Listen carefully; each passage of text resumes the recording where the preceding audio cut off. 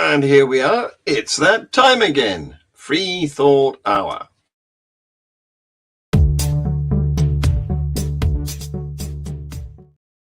So it's a welcome to Tercia, my regular co-host. Thank you for coming, Tercia. Glamorous as usual. And you are definitely here because of the, what do I call it? The eye candy effect. Yeah. Thank you, John. We've had those discussions in the past, and we have special solar weather. Yeah. I didn't see it. Did you see the No, I'm asleep at that time, I'm afraid. Yeah. Well, apparently people I didn't see it myself, but people from up the coast or up further towards the coast have seen it in Cape Town and about 100 kilometers from where I am, which is extremely unusual. Yeah. So, I've seen pictures from quite south. In our case, it's south. In your case, it's north. So I wonder if David, the naked pastor in Canada, saw any of this aurora stuff. David, what do you think? Hi.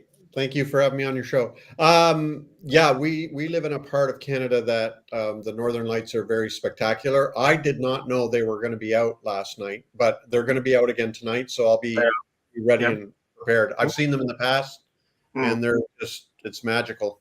Yeah. But you're a regular viewer, aren't you? It's not unusual where you are, but it's very unusual where I am and where Tercia is. These are special ones. In my case, it's even more unusual than where John is because it's just because we're having this. I don't know if it's terrific, horrific, or awesome. Solar event. Yes. I was making a comment on a WhatsApp group that I'm sure there will be people who will say that must be one of the trumpets that has been blown. You know, we've had in 2020 we had the pandemic. Then we had the recent solar eclipse. Now there's the sunstorm. So I don't know. David, you're a pastor. Tell us about your opinion. What did you have enough of formal training so that you can tell us whether this is one of the trumpets? You know, solar storms. A sign from God. Go ahead. No. This is common. This happens a lot. So this is not, I mean, when you see them, it feels very magical and supernatural and bizarre. Absolutely. But it's not common. You didn't see the Christians go up through the sky then. What's that called? The Parousia or the Second Coming or the No, where they all go up to heaven. What's that called? Yeah, the Second Coming. Yeah, no, but there's a special in Africa now. The English word, you have Jesus' second coming, but in the tribulation, and then so according to certain traditions, there's a whole series of books. Tim LaHaye in Africa, it's when certain elect will be taken away, just before. What is it called in English? It's the it's a row word, isn't it? Yeah. Anyway, we'll think of it later. Meanwhile, David, can I call you David or should I call you naked? No, David. David's good. As you can see, I'm fully clothed. So yes. You remind me. The parts that we can see are fully clothed. We won't say for the rest. Yes. There was always a story that the women news readers sat at the desk, you know, before they started standing up and walking around, had nothing on below the desk. That's probably a myth. Yes. Can I tell you a funny story that really happened to a friend of mine during COVID when everybody's working from home? So this friend of mine's husband has a senior position as an engineer, and she's a very polite and well presented person, one of the nicest people, and very decorous. And apparently she just come out of the shower, and she didn't know that her husband was on a live Zoom meeting, and she walked past. Yeah. I wonder, So yeah, she was quite. He just sort of. Yes. It's the rapture, by the way, that we were trying to. Rapture, Yeah, that's okay, the yeah. word we were looking for.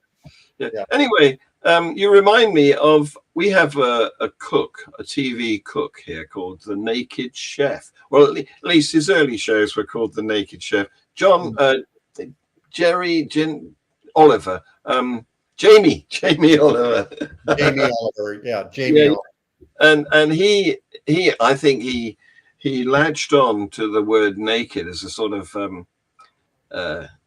clickbait back in those days. No. There's a good reason. Oh, The okay.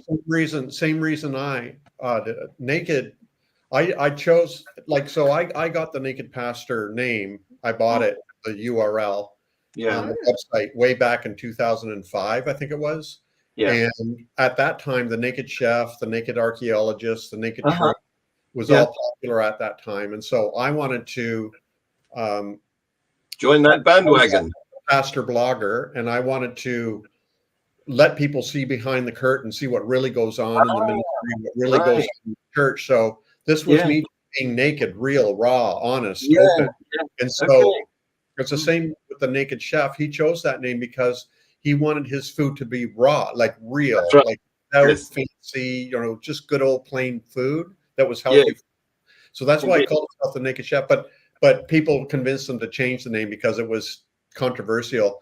And you know what? There's been many times I've wondered, gee, I wonder if I'd be doing better if I didn't have the Naked Pastor, if I was some other name. But, well, there's a place for controversy. It does attract attention.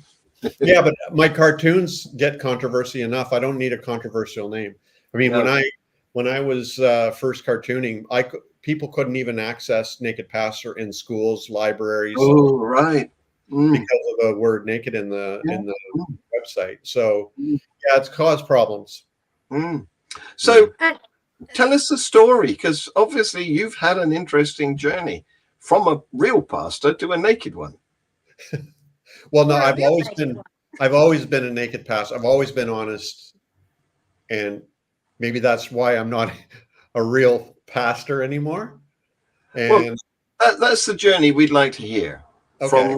From real to honest. Yeah. So I've been in and around Christianity in the church all my life, and I ended up going to Bible college. That's where Lisa and I met, my wife, and ended up going to seminary. My plan was to become a biblical scholar. So I'd taken Greek and Hebrew, Aramaic, theological French, theological German, all the stuff. I started my PhD. We ended up getting pregnant, and then, couldn't afford to keep going. And I was offered a position as a student pastor, and I took it. And I ended up, I kind of accidentally ended up in the ministry, right?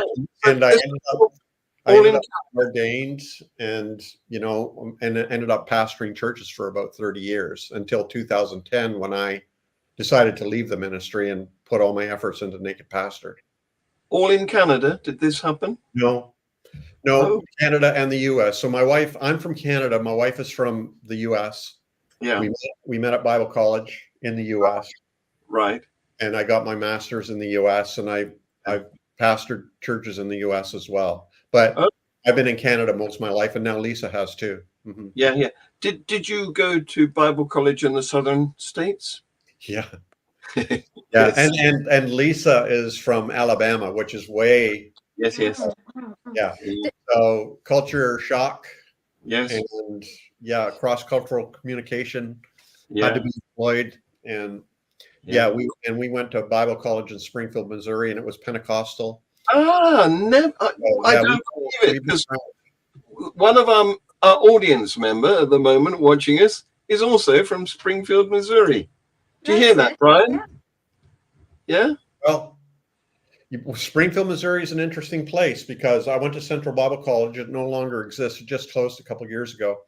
But Lisa and I met there. We fell madly in love, and we went from there. We got married 2 days after I graduated, and then we moved to Boston, where I started my master's. But in Springfield, Missouri, we were a part of the Pentecostal church, which was Assembly of God. And there were, at that time, 120 Pentecostal churches in the city of Springfield. Wow, I know. Yes, Brian was telling us a couple of weeks ago how many churches there are there. Yes. Yeah. So Brian, I think I answered you there. Which college is Central? Oh Yeah. yeah. Yeah. So Yeah. Central was the more conservative school, and then the Evangel College was the more considered the more liberal one, maybe even satanic. Satanic. Well, what a small world it is, isn't it? I see Tercy is popping in and out. She's having trouble with her connection. Ah, she's back again. Hello, Tercia. Welcome. Come back. It must be the solar storm that's maybe. Yeah. But because I'm actually on good Wi-Fi, so. Oh, right. Okay. Well, I think it's more likely to be, him. Oh, possibly. David, I missed part of the conversation. I want to ask, did you have to sign a declaration of faith at the Bible college that you went to? Which doesn't mean that the academic training wasn't good. Mm-hmm. How exactly did that work? I'm wondering what motivates that question, because at that time I was very much a Pentecostal. So like we went to a Bible college where we must have had to sign an agreement, and we also had to sign. There was a 6-inch rule where we couldn't have any public displays of affection with the opposite sex, so we couldn't hold hands. You couldn't hold hands in public. You had to stay 6 inches apart. You know, all this kind of stuff. 6 inches. Okay, how long is 6 inches? What's it, about that distance apart? Yeah, 6 inches. Let me just use my dirty mind here, because 6 inches is not an uncommon length for a man's member. Yeah, well, I had a lot of friends got kicked out for using it, but yeah, it was very intense. It was very. Use it or lose it, David. Use it or lose it. Use it or lose it. Yeah. Well, Lisa and I waited. I mean, she was 18 when we met. I was 20 when we got married. She was 19. I was 21.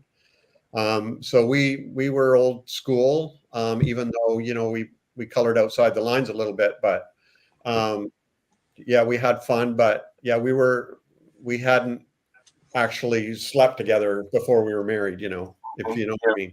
So it was a very conservative school. Absolutely. I mean, and purity culture was very common. Yeah, very much so. Which I talk about a lot. Yeah. Because it damages people, doesn't it? Sometimes No, not sometimes. It's very, very toxic, very damaging. Right. I know a lot of people who are struggling. A lot of people who just aren't happy in their marriages and so on, because their sexuality is so repressed. And so there's a lot of healing to be done from that very damaging theology, for sure. So what is your channel called where you do this this counseling? Well, it's a website, is it? Is that what you? Yeah, well, my website's nakedpastor.com. Right. Yeah. And that's my home base. So, I do a lot of stuff. I have books, I have cartoons, I have paintings, I have books, courses, coaching, an online community, everything. But Naked Pastor is kind of my base camp from which everything can be formed. Okay. So we'll have. You go ahead and just let me say we'll have to look at some of your cartoons. Absolutely. The reason I asked the question about the Declaration of Faith, I'm always interested when I hear people who went to Bible college or even some fairly liberal schools, that they still have to, when they go into theology, they still have to sign some sort of declaration of faith. And one of the reasons that intrigues me is I know a number of, some of them are quite well known, who are either agnostic or atheist, Bart Ehrman, Joshua Bowen. And in South Africa, I know a number of academic theologians who are today proclaimed atheists. And I think that's possibly why religious schools or Bible schools make people sign that declaration, because reading and studying the Bible is a very risky business. Was that part of your journey? Well, when I was at Bible college, the Bible courses that I took were taught by Pentecostal theologians and Bible scholars. So, you're just sort of in that rut. It's a community, it's a culture. So, it didn't occur to me that there were options, And then when I went for my master's, it was to a more liberal setting. It was Gordon Conwell Theological Seminary, where there were world-renowned biblical scholars and theologians there, but it was still basically evangelical. Yeah. So it wasn't until I ended up like at the University of Toronto or reading other books that I realized there's other narratives out there, Yeah. other hermeneutics. And so that's when my mind started to expand. Right. So you were active in the ministry at that time and discovering inconsistencies, looking more critically at your scriptures. Yes. How long ago was this? Well, actually, my first sort of eye-opening experience was when I was graduating from my master's in New Testament studies. And when I had finished my courses and done all my papers and all that kind of thing, I had some spare time, and we were at Harvard Coop, and there was a bookstore there, and I saw a book, and it interested me, and I picked it up and took it home, and I was just reading in my spare time. And it was about the sayings of Jesus, and it totally destroyed me. Like it was such a well-written argument about what might Jesus have said and what he might not have said, and what how it's been interpreted, and all this kind of thing. And it was enough to make me question my hermeneutic and my theology of the Bible, and inspiration and all that thing, infallibility, inerrancy, all that thing was thrown into question. It was absolutely a devastating moment for me, and that began my journey of trying to figure things out. But that was before 30 years of behind the pulpit. Yeah. So I went in with questions. Yeah. How did that affect your preaching? Did you ever get in trouble with being too liberal, or how did that pan out? I wish I could have heard some of your sermons. No, it was more. I was ordained into the Presbyterian Church in Canada, which is pretty liberal. And I was more still on the progressive evangelical end of the spectrum at that time. And but I loved Reformed theology, Bruner, Barth, Bonhoeffer, all the greats. Yeah. And so I found myself gravitating towards churches that were more open to me and my journey, rather than churches that were very theologically specific. So, and my style of being a pastor was not top down, was not authoritative. It was more, let's travel together, let's journey together, and ask questions together and discover together. So, I always gravitated towards congregations that had that kind of vibe, where we're going to grow together. So when I asked questions and thing, it wasn't out of the ordinary, and I would never preach like this is the way to believe and no other. So, yeah. Well, Bonhoeffer is very much a sort of humanist Christian. Well, some would say, yeah. Although he's one of our martyrs as well, right? So you refer to, is it Karl Barth, as in Barth? Yes. Okay. I just wanted. It's not Bart Ehrman that you were referring to. Oh no, Karl Barth. Right. Yeah. Okay, now I got it. Tell me, so at this time you're a pastor. That I suppose means that you minister to people in sickness and in times of trauma. Mm. How did the problem of evil play, or did that have any effect on your journey? Did that prompt questions for you? And how did that influence your reading of the Bible?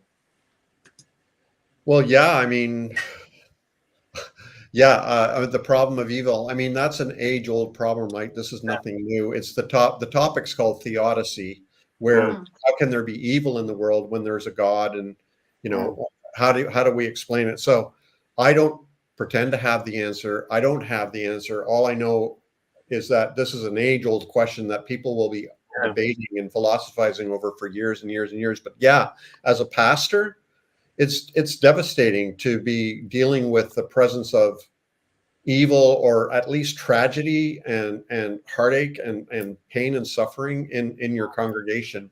I'm a very empathetic kind of a person. So when I'm struggling with somebody through a difficult time in their marriage, or the loss of a child, or somebody wrestling with suicide, or a family, you know, losing a child to suicide, or, you know, all kinds of things. I mean, there's just no answers. And so I would often have to just sit with them in silence. In fact, often I would just say, you know, I don't have any answers, but I'm here with you, and I'm going to be here for you. I'll be praying with you, for you. But no, I love you and I care. And that kind of an attitude, rather than coming in and saying, oh, you know, your child's made another star in his crown, you know, whatever, like that kind of empty kind of platitudes I avoided, because they didn't mean anything to me, and I knew they wouldn't mean anything to them either. So I think just being with people in their suffering in a loving way, what matters and what means the most.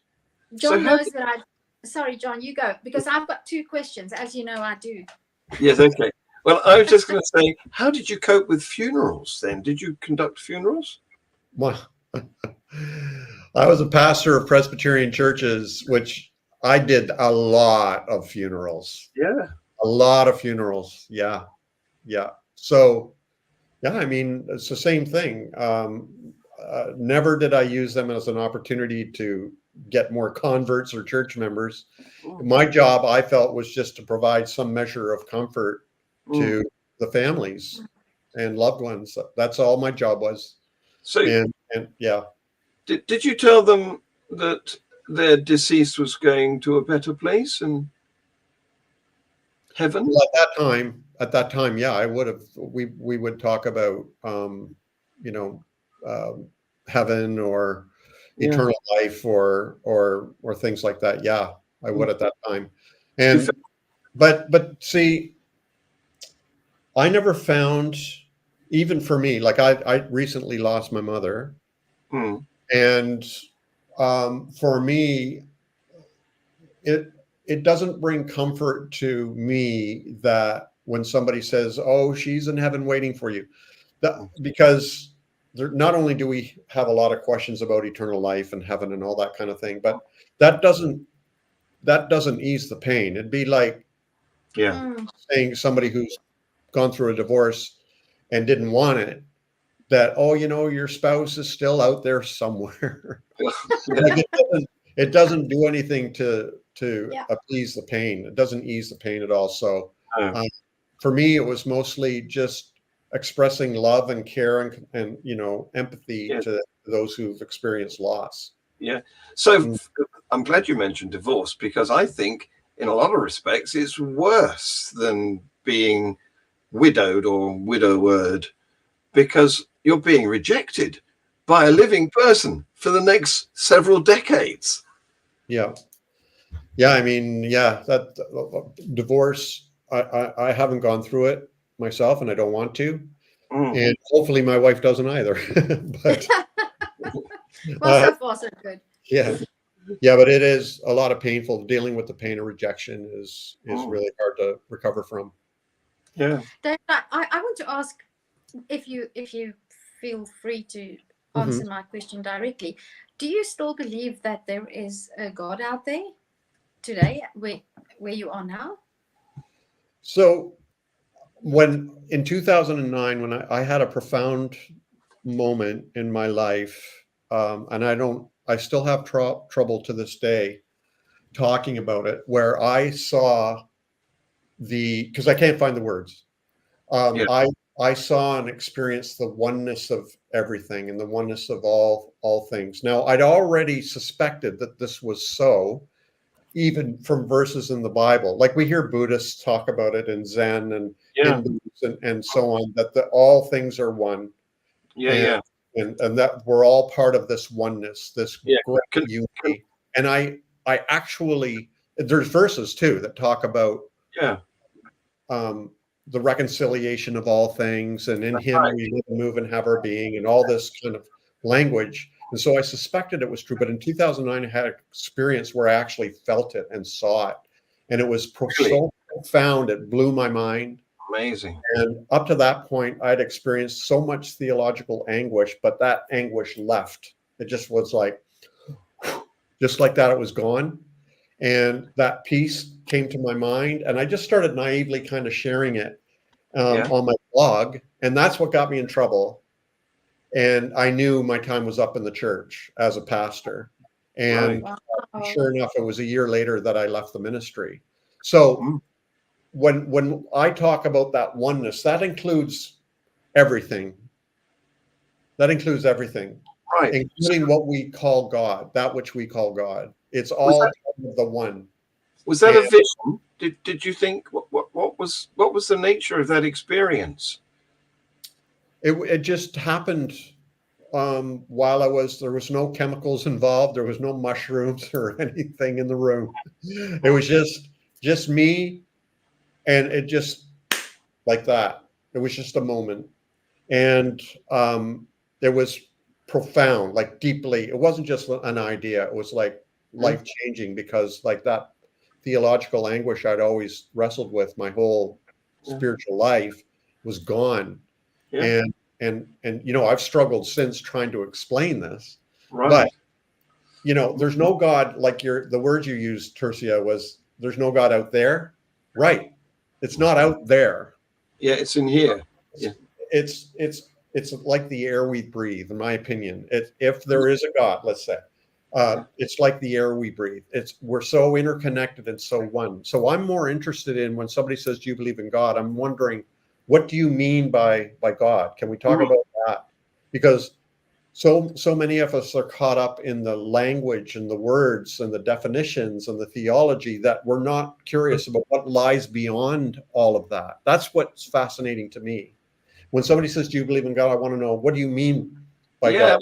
Have you ever explored beyond that word? Because the word is not the thing. Well, there is absolutely no agreement about the properties or characteristics of any God. So that's a very valid question. And it leads me to igtheism. Have you heard of igtheism? It's ringing a bell. Yeah, it's the condition of not disbelieving in God, but not even knowing how to look for a God, because we don't know what to look for. We don't have any description. Well, there is a healthy Christian tradition called via negativa, which is the negative way, which is we can't know what God is positively, but we can know what God is not. So it's the negative way. And it comes out of the cloud of unknowing, the classic Christian classic, the cloud of unknowing. And I think that's a very valid tradition, and one I play around with a lot. A lot of people say, you're via negativa or whatever in a critical way, but I think that's a very valid way of approaching this whole question of God and all those things. Is we can't know who God is. We can know what he is not, let's say. So that via negativa, the cloud of unknowing, others. Sorry, I missed part of the conversation, so maybe you've already answered my question. I know that labels are limiting, but I find it useful to try and label things to understand. Would it be fair to say that the belief that you currently hold, if you had to define it, is something akin to panentheism? Um, if that's the correct term that I'm Well, using. Pantheism, yeah. Yeah, No, it's actually no panentheism.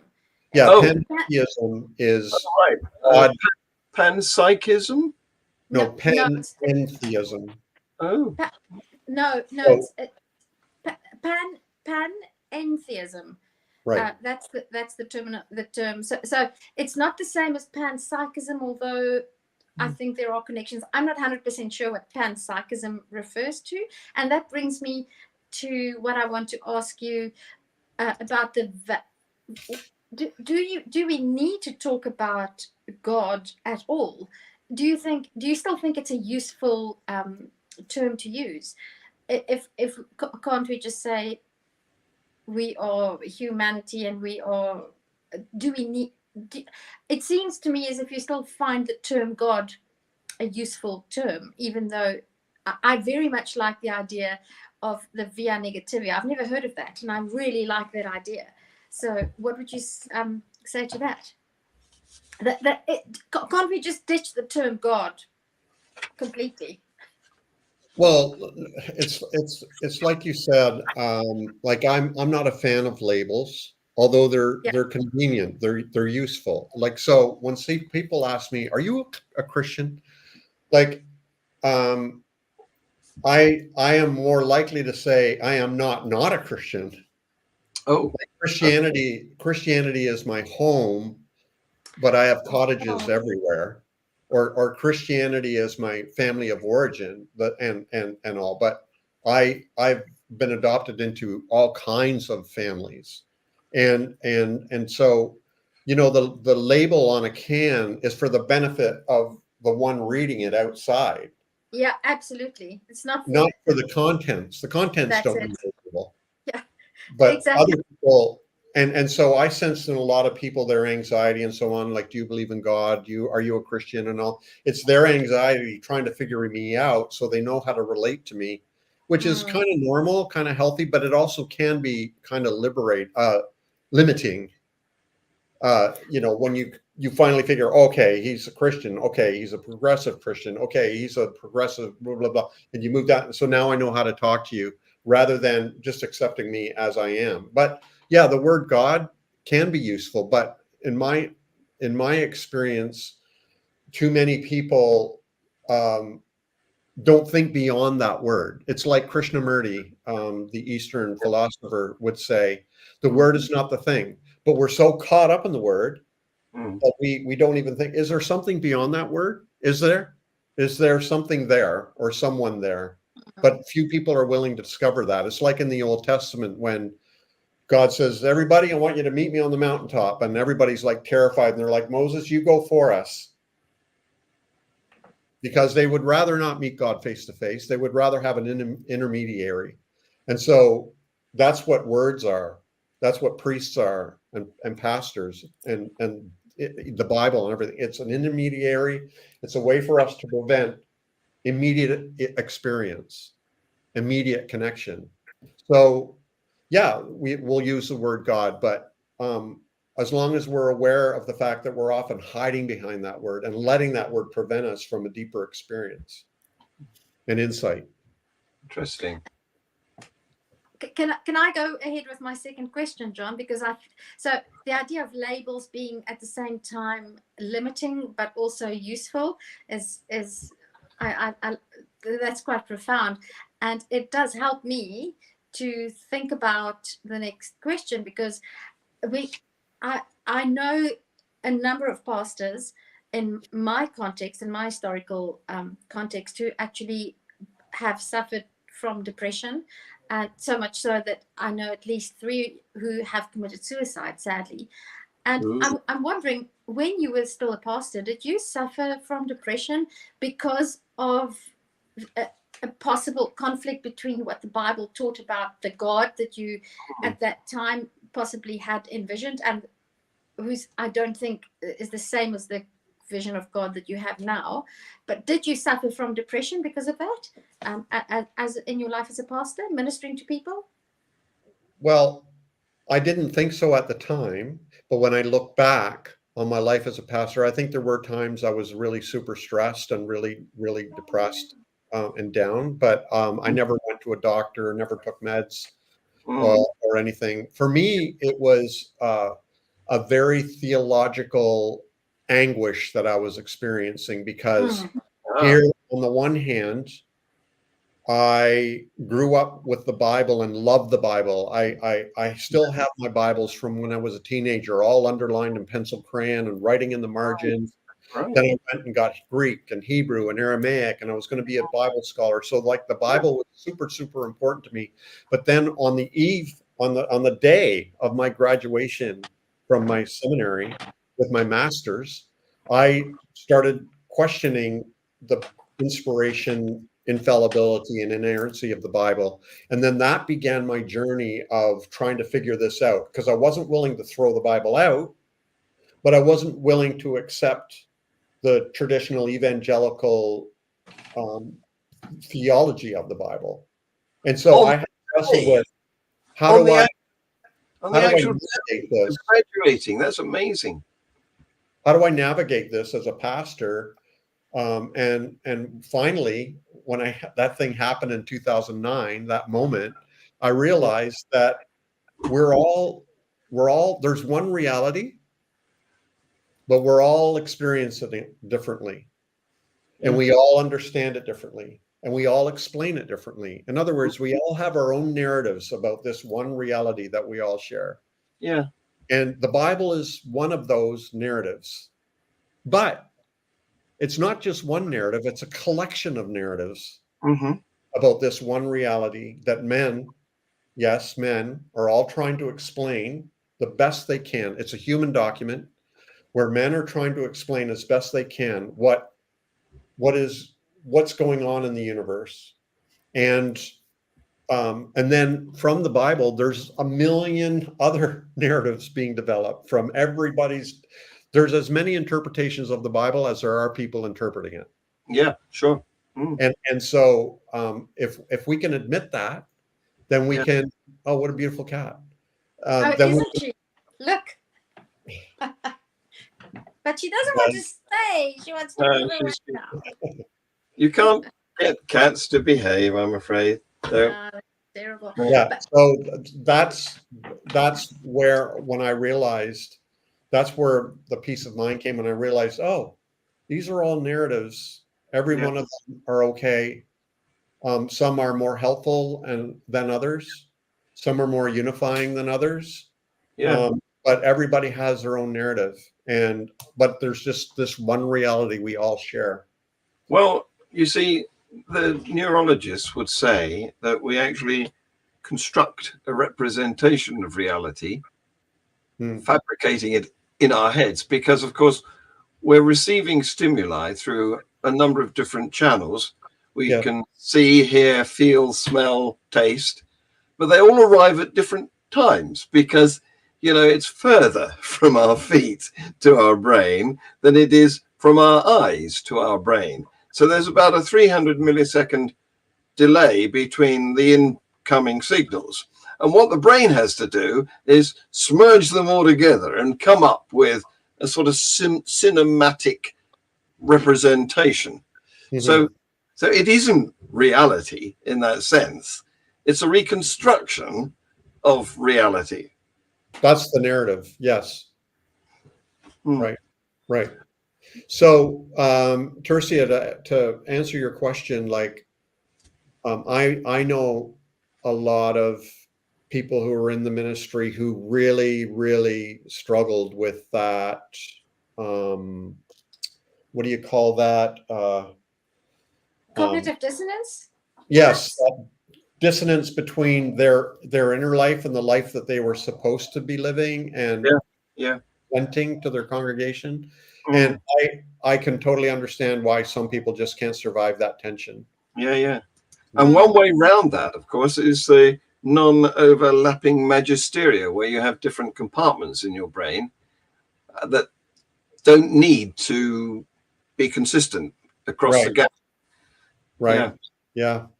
That was Stephen Jay Gould's explanation, because he was both a great scientist and also very Christian, which from my point of view, I find it's quite difficult to understand how he thought. But there, because it must have been something like, I go into a church and I switch on this part of my brain, and then I come out of a church and I go into my laboratory and I switch on this other part of my brain, which I find it difficult to cope with that. Yeah.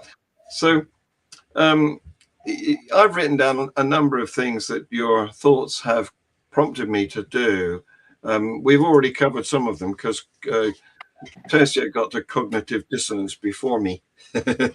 But also I've written down the Euthyphro dilemma, because you were talking earlier on about the difficulty of coming to terms with what is God supposed to be representing. What sort of message is he? Where does his message come from? Is it from him, or is he a messenger from an existing message that's there independent of him? So, yeah. So, what's your question then? Have you addressed that difficulty? Because earlier on in this conversation, we were talking about how you found it difficult to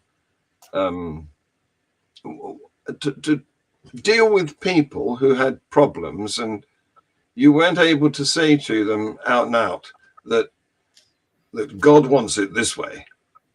No. Yeah, I never felt that urgency to tell people how, like, especially when they're in their suffering and so on.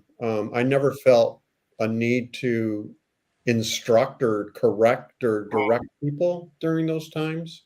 I more felt it was my task as a pastor to be present and to be with them. You know, it's really just the same as with Lisa and I, my wife and I. You know, when she's speaking and expressing her hurt or her pain or a struggle she's going through, the last thing she needs is me to interject with some advice or maybe my perspective, or have you thought about it this way or whatever. She just often she said, "Can you just listen?" To me, let me just rant for a while, and I just want to unburden myself. Absolutely, yes. Yeah, and so when people are suffering, and I've actually heard back from people. Like, I remember one friend of mine, his wife caught cancer and was gone within a couple of weeks, and the family was all there, and we were, on the day she died, we were at their home, and what can I say? Yes. So I was just with them, and, you know, just loving them and maybe making them a cup of tea or whatever. Yes. And I've heard back from them where, you know, you have no idea how much that meant to us. Well, absolutely. And words just can't cope with situations like that. I speak as someone who lost his first wife to cancer, and it took a lot of getting over. Yeah. John, I want to well, John and David, I want to move back to the Bible a little bit. So I come from the similar theological or religious history as you, David. I grew up in the church, in the Reformed Church, and it was the Bible and reading the Bible. I'm no Bible scholar, but I do have some idea about literature. And it was reading the Bible that turned me into what I identify as today, which is a secular humanist, but I don't mind using the term atheist, because I'm not convinced that there is a God. And I want to ask you about your relationship to the Bible today, because although I'm an avowed atheist, I'm an atheist activist, I love the Bible. I still read the Bible very often. And I think that I could identify with what Richard Dawkins has said recently, that he's a cultural Christian. I don't think to what extent do you identify with this idea of being a cultural Christian? And is there such a thing? And I always do this, John knows. So my third one is, do you still read the Bible? And how, oh, there's a fourth one. How No. your knowledge of the original languages, does that still influence how you read the Bible? That's something that fascinates me to no end. Well, okay. I still read the Bible once in a while, but I was so immersed in the Bible for so long, it's sort of like in me too. I can recall stuff, right? But Wow. I think I appreciate the Bible more now than I used to, because I think I understand better what the Bible is. And that is just a collection of human documents written by men who were attempting to explain their narrative of the universe. And so it's not inspired any more than art, other art or literature or whatever is inspired. Like, so for me, it's a special collection of books or letters because it is all around this issue of God and his revelation or their revelation or whatever. So for me, I think I have a better appreciation of the Bible as a human document than those who insist that it's a divine document. Yeah. You know what I mean? I think because I'm respecting it and appreciating it as it is, rather than what I wish it to be. Right. Yeah. And so I think the Bible is important culturally. Absolutely. I mean, it's totally influenced, so much, and it does. I think it does convey a lot of truth. Yeah. It's not the truth, though. Even Karl Barth said the Bible. He pictures the Bible as kind of like John the Baptist pointing the finger to the Messiah and saying he is the Lamb of God. And the Bible is the same way. It's a sign pointing to, but too many people stop at the sign and say, here we are, but that's not the destination. What's it pointing to? Is it, again, the word is not the thing. What lies beyond it? Is there anything there? And what do you think the Bible points to, David? I need to know. What do you think the Bible points to? Well, I wish I could tell you, but I mean, what I do think that there's great mystery in the universe. There's great, and so we have all kinds of names for this. Some call it God, some call it Allah, some call it, Nirvana, some call it, you can go down the universe, the source, the great mystery, the goddess, there's all kinds of names for people who call this whatever it is, this otherness, this something more. It's like me with my body, my personality, all the, and it's like consciousness. Some people insist that consciousness is just totally cellular, but is it? Because everybody admits there seems to be something more than just cells, and with a person there seems to be something more than just this bag of bones, skin bag of bones, and it's the same with the universe. One of my favorite scientists is a quantum physicist. His name was David Bohm, and I remember him being interviewed, and they were asking, does he think there was a God? And he said, well, it wasn't like he would use that word, but he does think there is some kind of a force, and that is compassionate. But that's it. And it's kind of like, that's kind of like where I am. It's like the air we breathe. It's like, and I had a friend once tell me, he said, listen, and we used to go to the same Bible college together and the same seminary together. We were good friends. And he was like, either God is everything or there is no God. And I'm like, okay, yeah, both are true. Both are true, because they're both saying the same thing. That whole thing of, is there a God, yes or no, is a binary way of thinking. So either everything's God or nothing is God. There's no God. And like, I think both are true. They're both sides of the same coin of binary thinking. Throw the coin away. What are you left with? This mystery of Is there or is there not? It's like the Buddhist concept of the middle path. Is there a soul? Yes or no? There's the middle path? Yes and no. Wow. Well, in the case of claims which have not been demonstrated, surely the rational position is skepticism. Yeah. Yeah. You know, it's okay to say you don't know. And that's one of the things I'm a big proponent of. Absolutely. So I want to know.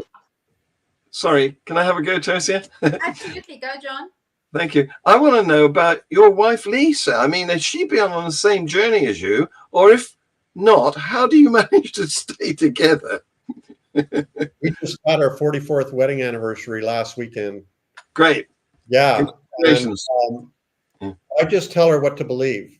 Oh, and that works out brilliantly for you. She listens, If am you I knew her, right? you knew that. If you knew her, you knew. No, that would be a big joke. Yeah. We've been very close together, and we've meandered in and out, and moving along together. We've had crises in our relationship, especially when I left the ministry and then we had to leave the church.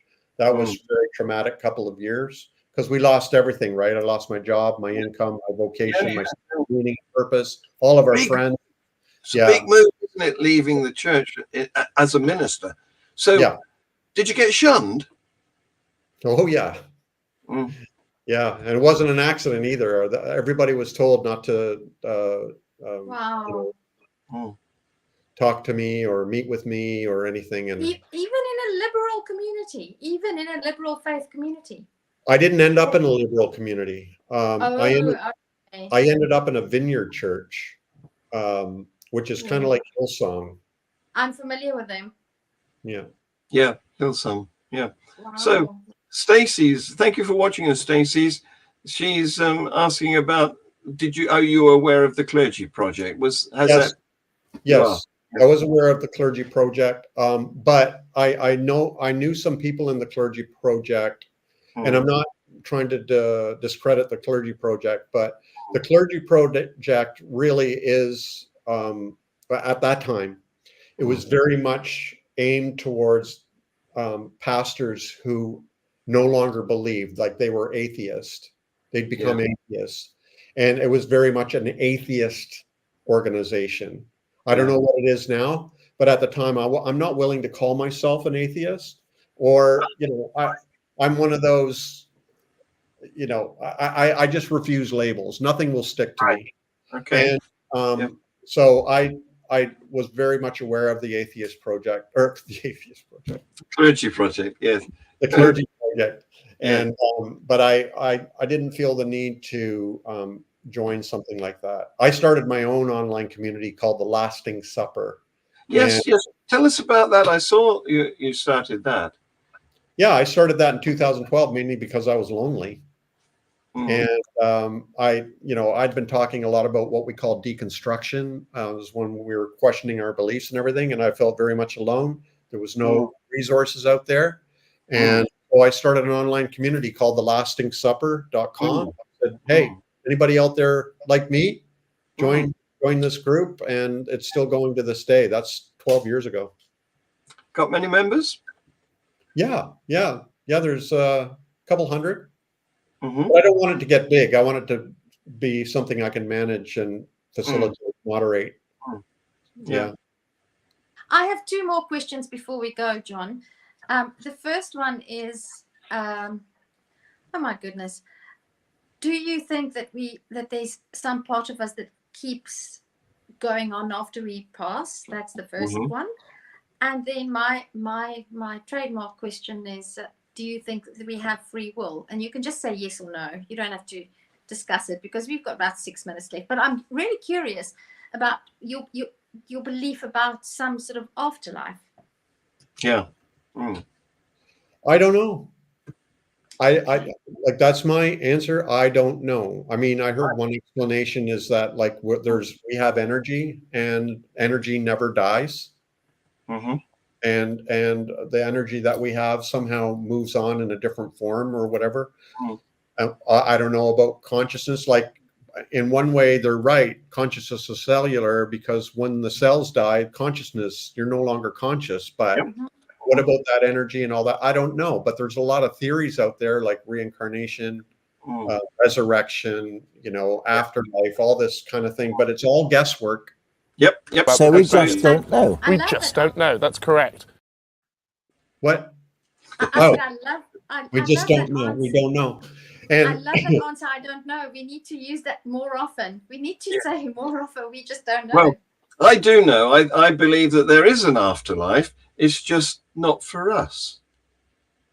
Okay. Well, why wouldn't it be if there is an afterlife? Why isn't it for us? It's for the survivors, the ones who haven't died. Oh. After we die, their afterlife. They're they go. I do know that I do not want to live forever. That much I do know. I have no problem with my time coming to an end. It's fine. I don't want. Can I share something? Yeah. One thing that moment in 2009 happened was that somehow time vanished. It was like a timeless moment, and the fullness of time is now. And the whole concept of time, it's a concept. It's a human concept. Mm-hmm. It's a intellectual creation. Mm-hmm. And the whole concept of time is being researched and philosophized upon and everything. And the theory is at this point that what time is a series of nows. And so when we talk about afterlife, we're actually thinking linearly when time is not at all linear. And so like we're thinking, ages, and maybe I die at 80, and then there's afterlife, and where there's more years, and then infinity, where time is a construct. And the fullness of time is now. My anxiety about the afterlife and resurrection and what goes on after I die, and even death and all that, poof, it vanished at that moment, because I no longer care. That peace of mind that comes and that you realize your anxiety about time and your fear about judgment and all this kind of thing, it's just gone. It's just gone. And so when people, say, is there an afterlife? You know what? Frankly, number one, I don't care, because I'm enjoying the fullness of life, the eternal moment right now, even with you guys. Okay, right. I've got a different take on that. I think that there's no such thing as now, because how gone already. Yeah, exactly. Yeah, because I mean, is if I say now, which bit of that was the now? Was it the n or the ow? So the point is that the conveyor belt of time doesn't stop. So all we have, we're on a moving thingy, and all we have is what's coming and what's gone. We don't have any static instance at all. But that's one of the most profound books I ever read, and it's in my top 10. Corelli's book, 7 Brief Lessons in Physics, and he talks about time. And in fact, he came out with another book, I think, called What is Time? And it's the whole exploration about time, how those, even though he claims to be an atheist, are very deeply spiritual books, because they're addressing that whole issue of what is eternity and infinity, when maybe right now at this moment is infinity. Yeah. Well, we're almost finished here. I just want to give a plug for next week, but I also want to say, the Dalai Lama went into Domino's, a pizza shop, and he said, "Make me one with everything." That's a dad joke. I love dad jokes. Yeah. So next week we have Nate Wyatt. Now, for the life of me, I can't remember anything about him right now, but I know I've booked him for next week, and there will be a poster going out to tell us why he's an interesting guest. And you, David, have been a fabulously interesting guest. We've had lots of, let's look at this from Stacey. Great guest. That's Thank you, Stacey's mom. yeah, there you go, you see. Thank you, And, Stacey. But Follow John, me on can Instagram. yeah, we still haven't seen your cartoons, but maybe you could leave. Buckle up and wear a helmet. okay, yes or no, do we have free will? I don't care. I love that. Well, I know that's a big thing online right now. Everybody's talking That's about my thing. Yeah, It's, but I love your answer. I think I prefer I don't care to I don't know. yeah. Mm. Thank you, David. You've been great. Nice to meet you. Thank you very much. Say goodbye. Bye. Bye.